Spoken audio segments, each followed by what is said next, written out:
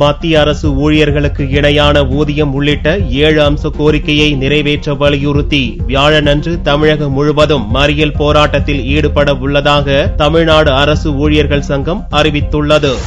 தமிழ்நாடு அரசு ஊழியர்கள் சங்க தலைவர் தமிழ்ச்செல்வி புதனன்று சென்னையில் பத்திரிகையாளர்களை சந்தித்தார். அப்போது அவர் புதிய ஓய்வூதிய திட்டத்தை கைவிட்டு பழைய திட்டத்தை அமல்படுத்த வேண்டும், காலியாக உள்ள பணியிடங்களை காலமுறை ஊதிய முறையில் நிரப்ப வேண்டும், மத்திய அரசு ஊழியர்களுக்கு இணையான ஊதியம் வழங்க வேண்டும் என்பன உள்ளிட்ட 7 அம்ச கோரிக்கையை நிறைவேற்ற வலியுறுத்தி வியாழனன்று தமிழகம் முழுவதும் அரசு ஊழியர்கள் ஆர்ப்பாட்டத்தில் ஈடுபட உள்ளதாக கூறினார். தமிழ்நாடு அரசூழியர் சங்கம் நிறைவேற்றப்படாத தன்னுடைய நீண்டகால கோரிக்கைகளை வலியுறுத்தி குறிப்பாக 1/1/2006 முதல் வழங்கப்பட்ட ஊதிய மாற்றத்தில் இருக்கக்கூடிய குறைபாடுகளை களைய கோரி சத்துணவு ஊழியர், அங்கன்வாடி ஊழியர் உள்ளிட்ட தொகுப்பூதியத்திலே சிறப்பு காலமுறை ஊதியத்திலே இருக்கக்கூடியவர்களை நிரந்தரமான காலமுறை ஊதியத்திற்கு கொண்டுவர கோரி நாளை 25ஆம் தேதி மாவட்ட தலைநகரங்களில் மறியல் போராட்டத்தை நடத்த இருக்கின்றது.